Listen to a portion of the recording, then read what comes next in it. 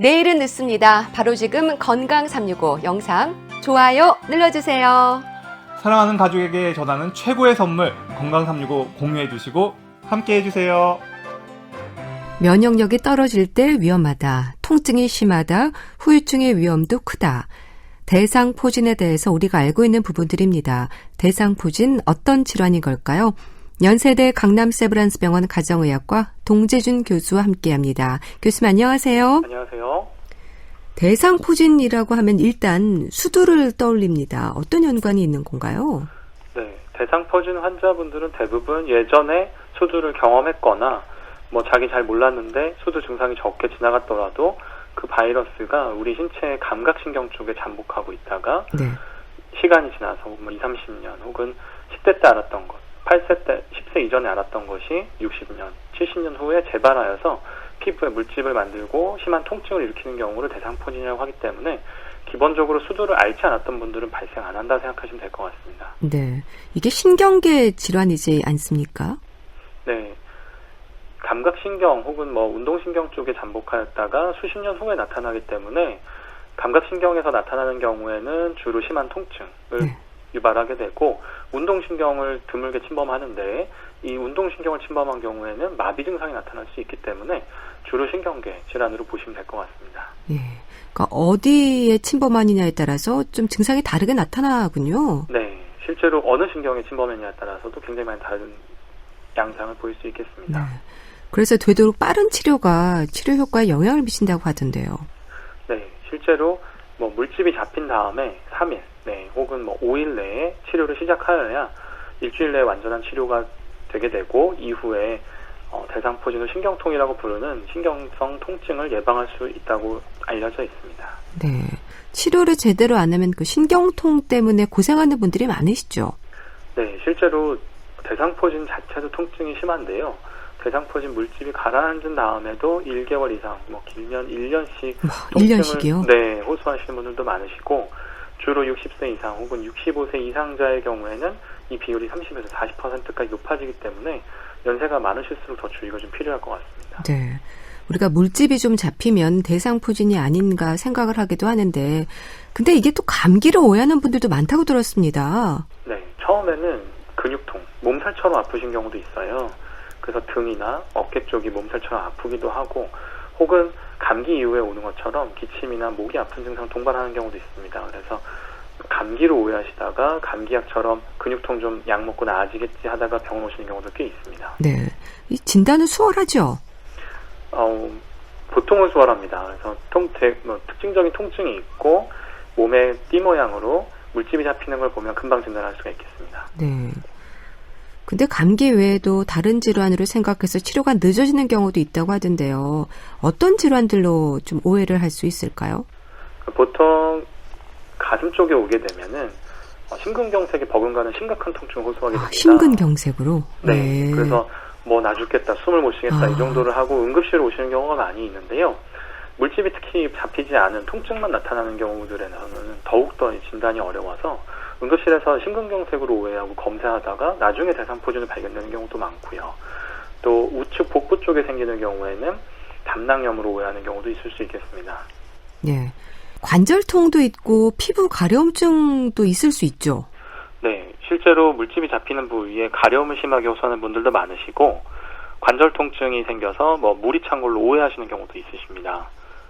네, 그렇게 오해를 해서 돌고 돌다가 대상포진인 걸 나중에 아는 분들도 많으시겠어요. 네, 응급실에서도 여러 가지 검사를 해도 원인이 나오지 않다가 몇 시간씩 집에 못 가시고 경과하시다가 8시간, 12시간 지나서 물집이 나와서 진단되는 경우도 많이 있으시고요. 매일같이 병원 왔다 갔다 하시다가 2, 3일 지나서 물집이 나와서 대상포진이었구나 알게 되는 경우도 있을 수 있습니다. 네.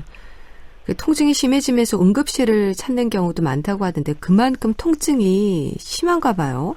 네, 실제로 가슴에 생기는 경우에는 숨을 쉴 수 없을 정도 통증이 있게 되고 또 심근경색처럼 증상이 타는 듯한, 조이는 듯한 증상을 유발하기 때문에 심근경색처럼 심각한 질환으로 알게 돼서 응급실 오시는 경우가 많이 있겠고요. 다리가 아픈 경우, 관절이 아픈 경우에도 마찬가지로 걸을 수 없을 정도로 통증 느끼시는 경우가 많이 있습니다. 네. 그래서 응급실을 많이 찾으시게 되는 병인 것 같습니다. 실제로 대상포진 때문에 응급실을 많이 가시나 봐요. 네, 많은 경우가 통증으로 갑작스러운 통증으로 오셔서 혹은 자다가도 갑작스럽게 오시는 경우가 있는데 연세가 많으시기 때문에 또 다른 병이 의심이 돼서 또 더 응급실을 많이 찾으시는 경향이 있는 것 같습니다. 네. 그 통증은 갑작스럽게 오는 경우도 많습니까? 네, 감기처럼 이제 등이나 어깨 쪽이 뻐근하다가 그 부위에 물집이 잡히거나 다음 날부터 칼을 에이는 것처럼 아프다 이렇게 호소하시는 경우가 가장 많고요. 네. 갑작스럽게 자다가도 발생하실 수 있기 때문에 응급실 오시는 경우가 왕왕 있습니다. 그렇군요. 이게 면역력하고 연관이 있다는 얘기를 참 많이 하는데요. 그러니까 환절기, 면역력, 스트레스가 많은 경우 이렇게 발생 요인으로 이런 부분들이 지적이 되고 있죠. 네, 실제로도 자외선 노출이 많아질 때 발생률이 높아진다. 그러니까 여름이 되면서 좀 높아진다. 혹은 거꾸로 환절기에 좀 많아진다. 이런 발표들이 있고요. 네. 또 연세가 많은 분들이 많이 생깁니다. 20, 30대 젊을 땐 잘 생기지 않다가 65세 이상에서는 평생 동안 거의 절반 정도 경험할 정도로 굉장히 발병이 높아지기 때문에 아무래도 면역력이랑 많은 관련이 있지 않나 생각을 하게 되고요. 또 스트레스가 많은 경우 여러 가지 가정사나 아니면 직장 내 스트레스와 연관돼서 나타나는 경우들도 많기 때문에 스트레스랑도 연관이 있지 않나 이렇게 이제 추정을 하게 됩니다. 네. 심한 다이어트를 할 경우 이 경우도 대상포진의 위험을 높인다는 건 맞는 얘기일까요? 네, 실제로 심각한 다이어트 한 달 내에 전체 체중의 3에서 5% 이하를 잃는, 그러니까 주로 3에서 4kg 정도 한 달에 빼는 것이 건강한 다이어트라고 하는데요. 한 달에 7, 8kg 혹은 10kg 이렇게 줄이시는 급격한 다이어트 경우에는 면역력이 떨어지기 때문에 대상포진도 역시나 더 같이 많이 발생하는 걸로 되어 있습니다. 네. 그럼 젊은 분들 같은 경우는 이렇게 스트레스나 다이어트 때문에 대상포진에 걸리는 경우도 많겠어요? 네, 실제로 여성분들 같은 경우에 여름 전에 다이어트를 하시다가 많이 발병되는 경우가 보고되고 있고요. 또 수험생들 가운데도 나타날 수가 있고 직장 내 스트레스도 연관해서 나타난다 이렇게 이제 보고한 연구들도 있습니다. 네. 수두를 앓고 난 뒤에 바이러스가 몸속에 잠복해 있다가 증상으로 나타난다고 말씀해 주셨는데요. 그러니까 이때 발생 위험을 높이는 게 몸의 건강 상태, 흔히 말하는 면역력인 거네요. 네, 실제로 몸속의 면역력이 정상인 상태로 잘 유지가 되고 있다면 발생하지 않을 수 있지 않나 이렇게 이제 가정을 하고 있고요.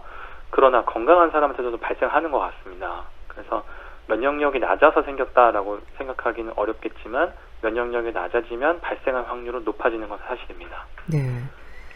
나이와는 상관이 없나요? 좀 연세가 드신 분들이 많이 걸리는 건가요? 네. 실제로 65세 이상 어르신들이 전체 환자의 절반 이상 차지하고 있고요. 절반 이상이요? 네. 20, 30대 분들은 주변에 아마 걸렸다고 들으신 분이 거의 없을 정도로 1000명에 1명 정도 발생하는 걸로 되어 있습니다. 네. 연세가 드신 분들 같은 경우는 아무래도 면역력 때문이라고 봐야 될까요? 간단하게는 이제 그렇게 말씀드릴 수 있겠고요. 네. 아무래도 우리 몸의 여러 가지 면역을 이제 이야기할 수 있겠는데 수두로부터 걸린 시간이 길어질수록 더 발생률이 높아지는 것이 아닌가 추정하는 연구자들도 있습니다. 증상으로 피부 물집이 많이 생긴다고 하던데요. 물집이 생기는 건 왜 그렇습니까? 가장 간단하게는 감각신경에 생기다 보니까 이 감각신경의 감각을 느끼는 말단, 즉 피부에 와 있는 감각을 느끼는 부위에 물집이 생기는 걸로 추정이 되고 있고요. 신경을 둘러싼 이 부위 자체에 염증이 오기 때문에 이게 물집으로 눈에 보이게 되는 걸로 추정하고 있습니다. 네. 물집도 어떤 특징이 있나요? 네. 일단 안쪽이 물이 이제 꽉 차 있게 되고 동그랗게 아주 비슷하게 생긴 것들이 모여서 군집해서 생기게 되고 대상포진의 대자가 띠를 의미하는 대자라고 보시면 됩니다. 네. 그래서 우리 몸의 신경이 담당하고 있는 감각 부위, 즉 줄처럼 우리 몸을 나타나게 되는데 주로 바깥쪽에서 안쪽으로 가로 방향, 사선으로 이제 지나가는 띠 모양으로 나타나게 된다고 해서 대상포진이라고 생각하시면 되겠고요. 네. 한쪽에만 주로 생기게 됩니다. 그래서 그 신경이 양쪽 다 오는 경우도 있긴 하지만 드물고 주로 오른쪽이나 왼쪽 한쪽에 띠 모양으로 발생해서 물집이 모여있다 하면 주로 대상포진을 쉽게 진단할 수 있겠습니다. 네. 그럼 이 물집은 주로 어디에 생기나요? 대상포진을 경험한 분들마다 증상이 보이는 곳이 조금씩 다르시더라고요. 대상포진은 기본적으로는 머리끝부터 발끝까지 다 생길 수가 있겠습니다. 몸의 어느 곳이나요? 네. 우리 몸에 감각신경이 있는 곳이라면 어디서나 생길 수 있다고 보시면 되겠고요. 증상이 좀 다를 수 있는데 우리 귀에서 아래 턱 쪽으로 이제 생기게 되면 안면 마비를 동반할 수 있어서 더 위험할 수 있고요. 네. 또 이마나 눈 쪽을 침범하게 되면 침범한 쪽, 왼쪽 혹은 오른쪽에 시력을 줄이거나 시력이 상실되는 심각한 합병증이 있을 수 있기 때문에 또 더 중요성이 있겠습니다. 네. 주로 어느 부위에 많이 생기십니까? 주로는 가장 많은 호소는 몸통 부위에 생기는 것이 가장 많은 것 같습니다. 네. 그럼 물집과 같은 이런 대표적인 증상이 없는 대상포진도 있나요? 네, 사실 그런 경우가 가장 어려운데요. 예. 통증은 많이 호소하시는데 검사를 다 했을 때 아무 이상이 없어 보이는 경우 있습니다.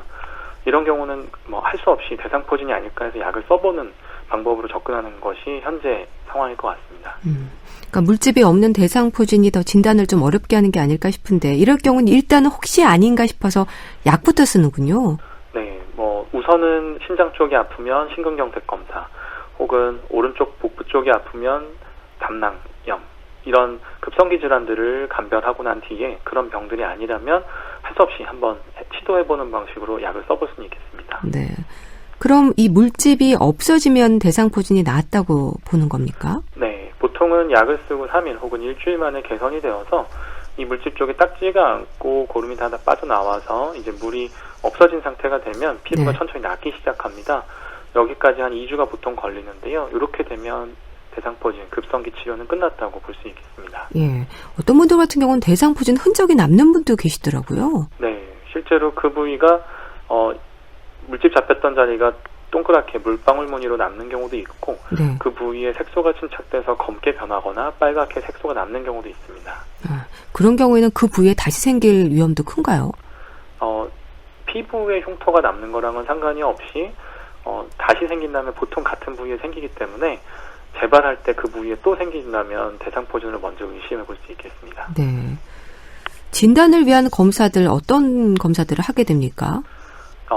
진단을 위한 대상포진 자체를 진단하기 위한 검사가 딱히 필요하지는 않습니다. 주로는 특징적인 급성통증과 물집으로 진단을 할 수가 있겠고요.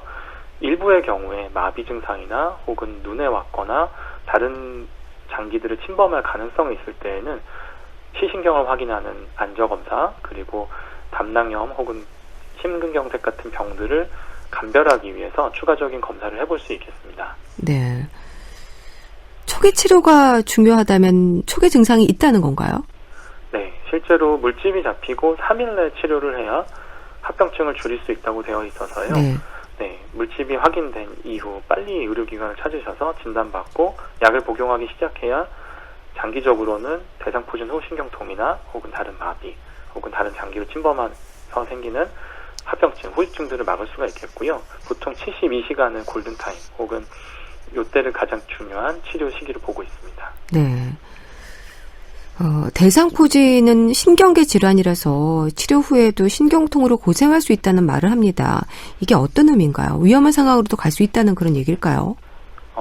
대부분은 마비를 일으키지 않습니다. 그래서 5% 이하에서 마비가 일어나게 되고요. 마비가 있더라도 72시간 혹은 골든타임 내에 잘 치료를 해서 마비가 회복되는 경우를 기대해 볼 수 있겠고요.